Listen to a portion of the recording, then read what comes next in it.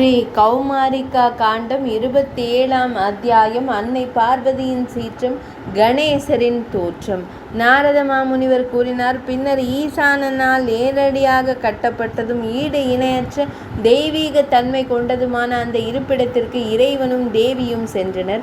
அது மிகச் சிறப்பானதாகவும் பலவிதமான ரத்தினங்கள் மற்றும் ஆபரணங்களால் அலங்கரிக்கப்பட்டதாகவும் இருந்தது. அங்கே பகனின் பார்வையை அளித்தவர் சிவபெருமான் மந்திர மலையிலிருந்து உள்ள அரண்மனையிலும் பூங்காவிலும் தேவியுடன் மகிழ்ந்து விளையாடினார். அவர் மன மகிழ்ச்சியுடன் இருந்தார். இதற்கிடையில் ஒரு மோதலை உருவாக்க விரும்பிய என்னால் பெரிதும் தூண்டப்பட்ட தாரகனால் தேவர்கள் மிகவும் துன்புறுத்தப்பட்டனர்.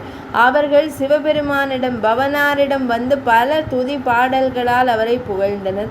அதே வேளையில் தேவி தன் உடலை சுத்தம் செய்து நறுமண பொருள்களையும் பூச்சுக்களையும் பூசிக்கொண்டார். அவ்வாறு சுத்தம் செய்த போது கிடைத்த அழுக்கை கொண்டு யானை முகத்துடன் கூடிய ஒரு மனித உடலை அவர் உருவாக்கினார். தேவர்களின் புனிதமான துதிகளால் கருணை கொண்ட தேவி மகிழ்ச்சியான மனதுடன் அந்த உருவத்தை நோக்கி மகனே என்று அழைத்து உரையாடினார். இதற்கிடையில் சர்வனான சிவபெருமான் அங்கு வந்து பின்வரும் வார்த்தைகளை கூறினார். மலைமகனே, செவிமடுப்பாய். அவன் எத்தகைய இயல்புடையவனாக இருப்பான்? தன் வீரச் செயல்கள், ஆற்றல் மற்றும் கருணை ஆகியவற்றால் அவன் எனக்கு இணையானவனாக திகழ்வான். குணங்களில் உன் மகன் என்னைப் போலவே இருப்பான். வேதங்களையும் தர்மத்தையும் வெறுக்கும் தீய நடத்தை உள்ள பாவிகளை அவன் அவர்கள் இறக்கும் வரை வாழ்நாள் முழுவதும் பல்வேறு தடைகளால் துன்புறுத்துவான். என்னையோ அல்லது அகிலத்தின் குருவான பகவான் ஸ்ரீ மகாவிஷ்ணுவையோ மதிக்காதவர்களுக்கு விக்னராஜன் கணபதி தடைகளை ஏற்படுத்துவான். அவர்கள் பெரும் இருளில் நரகத்தில் வீழ்வார்கள். அவர்கள் இல்லங்களில் எப்போதும் சச்சரவுகள் நிலவும். அவை ஒருபோதும் தணியாது.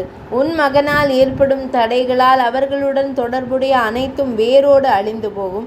வணக்கத்திற்குரியவர்களை முறையாக மதிக்காதவர்கள், அளவிற்கு அதிகமாக கோபமும் பொய்யுரைக்கும் இயல்பும் கொண்டவர்கள் மற்றும் வரம்பு வீரிய துணிச்சல் கொண்டவர்கள் ஆகியோருக்கு அவன் தண்டனைகளை ஏற்படுத்துவான். ஸ்மிருதிகளில் வேதங்களில் கூறப்பட்ட தர்மத்தை கடைபிடிப்பவர்கள், தங்கள் குலம் மற்றும் சமூகத்தின் மரபுகளை காப்பவர்கள், கருணை உள்ளவர்கள் மற்றும் கோபமற்றவர்கள் ஆகியோரின் தடைகளை அவன் நீக்குவான். சிறந்தவளே, அவனை வழிபட்டால் செய்யப்படும் அனைத்து புண்ணிய செயல்களும் புனித சடங்குகளும் தடைபட்டு போகும். இதனை கேட்ட உமாதேவி சங்கரரிடம் அப்படியே ஆகட்டும் என்று கூறினாள். அவனது உடல் வளர்ந்து பெரிதாகி திசைகள் அனைத்தையும் தன் ஒளியால் பிரகாசிக்கச் செய்தது. அப்போது சர்வன் சிவன் தாரகாசுரனை அழிப்பவன் வரும் வரை இவனே உங்களுக்கு தலைவன் என்று கூறி அவனை தன் கணங்களுடன் தேவர்களிடம் ஒப்படைத்தான்.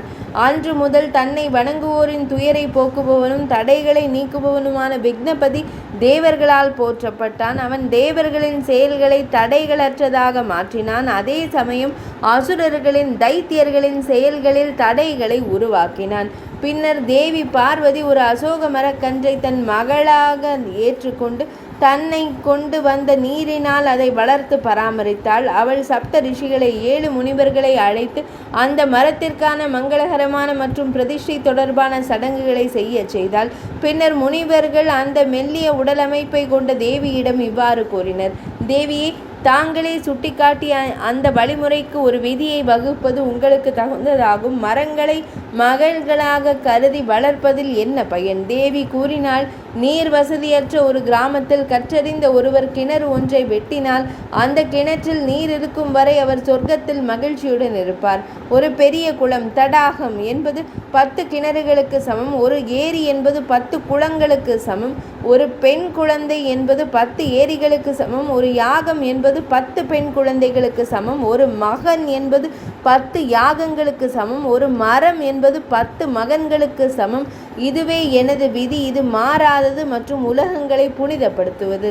சிதலமடைந்தவற்றை சீரமைக்கும் போது அதன் பலன் 2 மடங்காக கருதப்படுகிறது.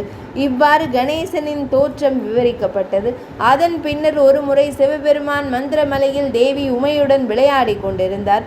அனைவரையும் மகிழ்விக்கும் ஒரு அற்புதமான வெள்ளி மாளிகையில் அவர்கள் இருவரும் விளையாடியபடியே இனிமையான மற்றும் புண்ணியம் தரும் உரையாடல்களில் ஈடுபட்டனர். அங்கு மலர்கள் ஆங்காங்கே சிதறி கிடந்தன. அதனால் அம்மலர்களின் நறுமணத்தை நாடி ஏராளமான வண்டுகள் ரீங்காரமிட்டபடி சுற்றி திரிந்தன. மாளிகையின் நடுப்பகுதி கிண்ணறர்களின் உரத்த பாடல்களால் எதிரொலித்தது.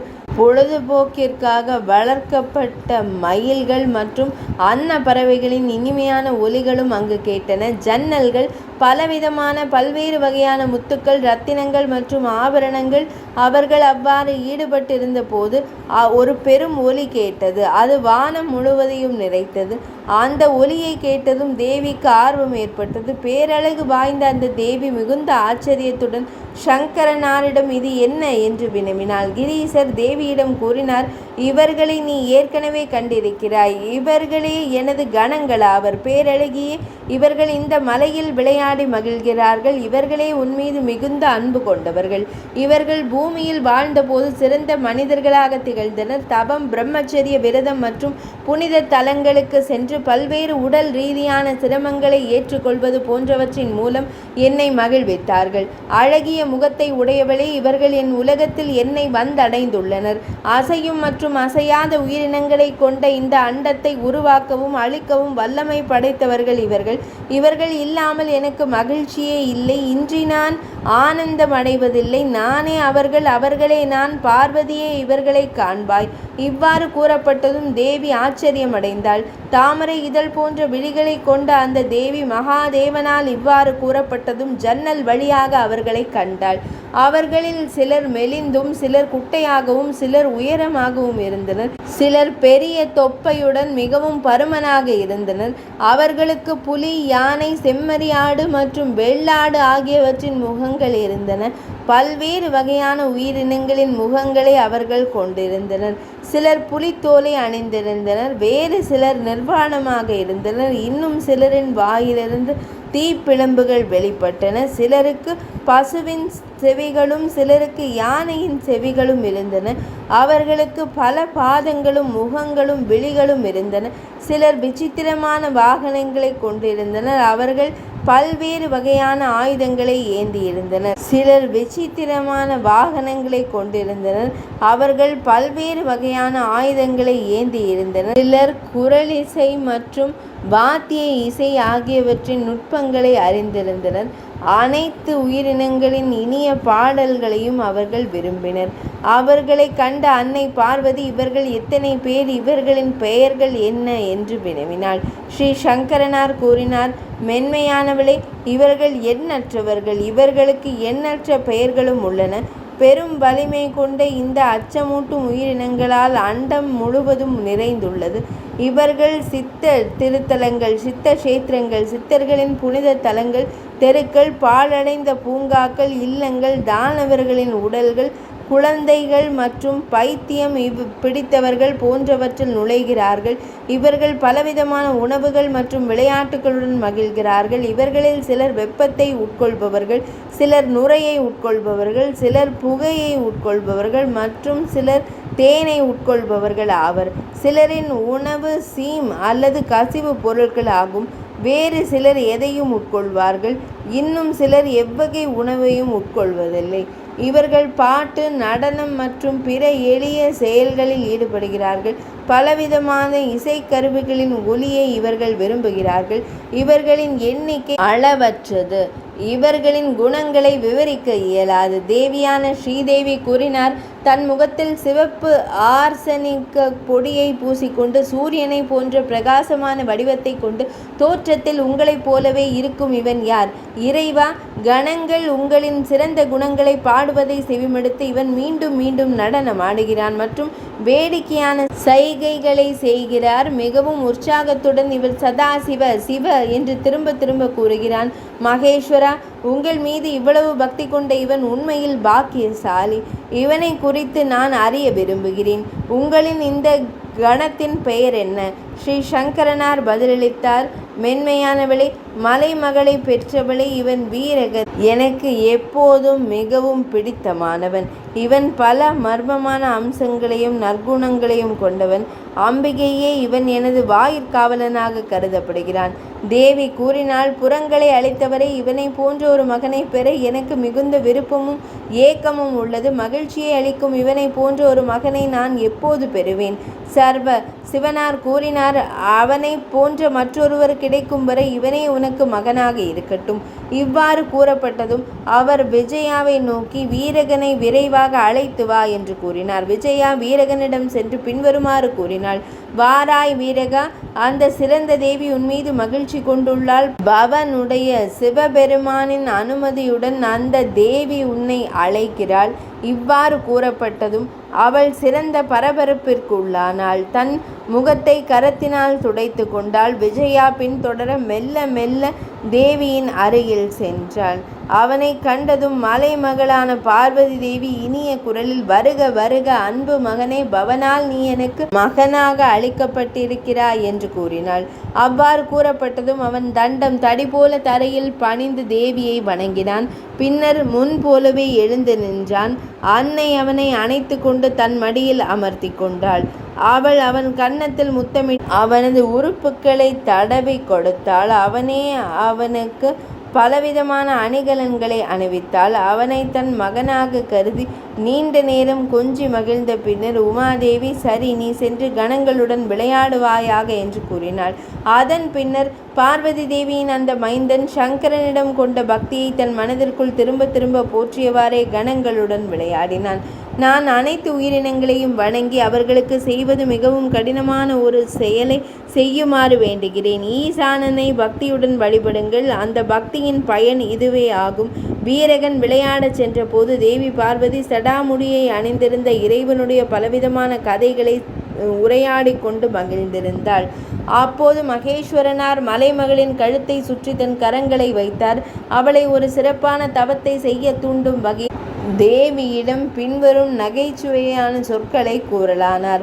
உண்மையில் சர்வனின் உடல் வெண்மையான நிறம் கொண்டது. அவர் சந்திரனை போல பிரகாசித்தார். தேவியின் நிறமோ நீல நிற தாமரையைப் போலவும் இரவு நேரத்தின் நிறத்தை பூசியது போலவும் இருந்தது. சர்வன் கூறினார், மெல்லிய உடல் அமைப்பை கொண்டவளே, வெண்மையான சந்தன மரத்தை சுற்றி இருக்கும் கருணாக பெண்ணை போல என் வெண்மையான உடலில் உன் கருநிறம் பிரகாசிக்கின்றது.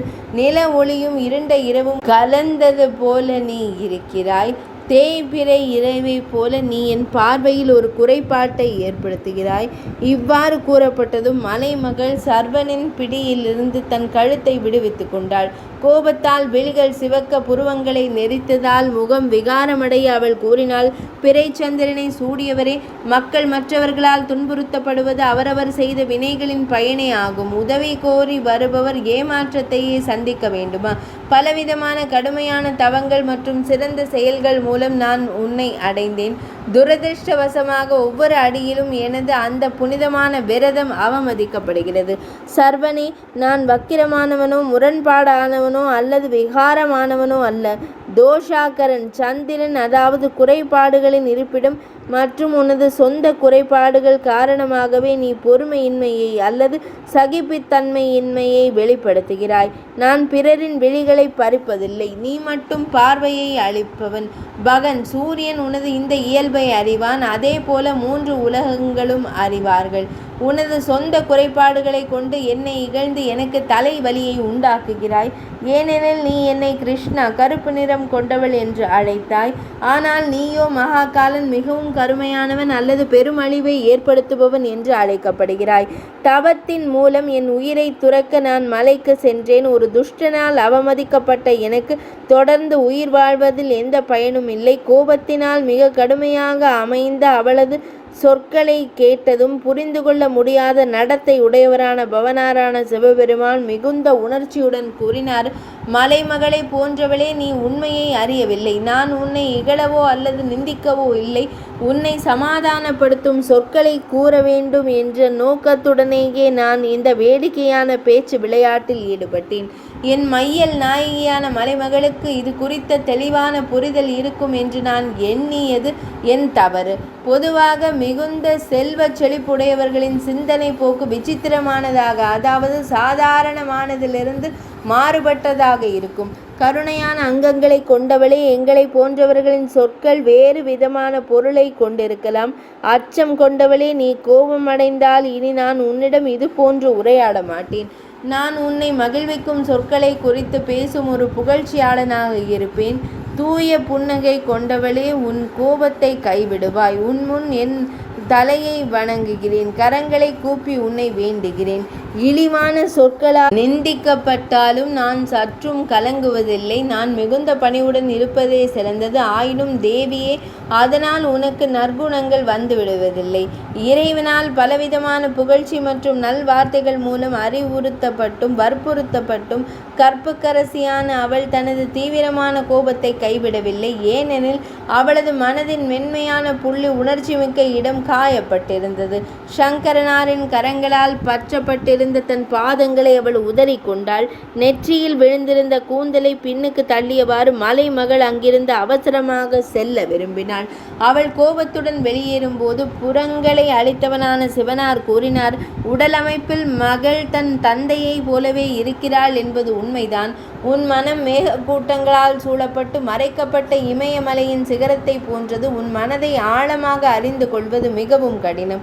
நீ இமயமலை காடுகளிடமிருந்து கடினத்தன்மையையும் ஆறுகளிடமிருந்து வளைந்து செல்லும் தன்மையையும் பனியிடமிருந்து எவராலும் அணுக முடியாத தன்மையையும் பெற்றுள்ளாய். தேவியே, இவை அனைத்தும் ஹிமாச்சலத்திடமிருந்தே உன்னை வந்தடைந்தன. இவ்வாறு கூறப்பட்டதும் மலையின் மகளானவள் கிரீசனிடம் மீண்டும் பின்வருமாறு கூறினாள். கோபத்தால் முகம் கொதிக்கவும் உடல் நடுங்கவும் உதடுகள் துடிக்கவும் அவள் கூறினாள், சர்வா நற்குணங்கள் கொண்டவர்களை இகழாதீர்கள். உங்களோடு ஒப்பிட்டே நீங்கள் அனைவரையும் காண்கிறீர்கள். தீயவர்களுடனான உங்கள் தொடர்பால் இவையெல்லாம் உங்களுக்கு வந்து சேர்ந்தன. அரவங்களின் பல நாக்குகள் கொண்ட தன்மை, இருநாக்கு தன்மை வந்தது. உங்கள் உடலில் பூசும் சாம்பலால் சிநேகம், அன்பு அல்லது மென்மை, பளபளப்பு இல்லாத தன்மை ஏற்பட்டது. சந்திரனிடமிருந்து மனதின் கலக்கமும் காளையிடமிருந்து துர்போத்தவம், புரிந்து கொள்ளும் திறனின்மை ஆகியவையும் உங்களுக்கு கிடைத்தன. அல்லது அதிகம் பேசுவதால் என்ன பயன்? நான் பேசி ஏன் சிரமப்பட வேண்டும்? நீங்கள் சுடுகாட்டில் வசிப்பவர், நிர்வாணமாக இருப்பதால் உங்களுக்கு வெட்க உணர்வே இல்லை. மண்டை ஓட்டை ஏந்தி இருப்பவர் என்பதால் உங்களிடம் கருணை இல்லை. உங்கள் குறைகளை யார்தான் முழுமையாக எடுத்துரைக்க இயலும்? 27ஆம் அத்தியாயம் இனிதே நிறைவடைந்தது.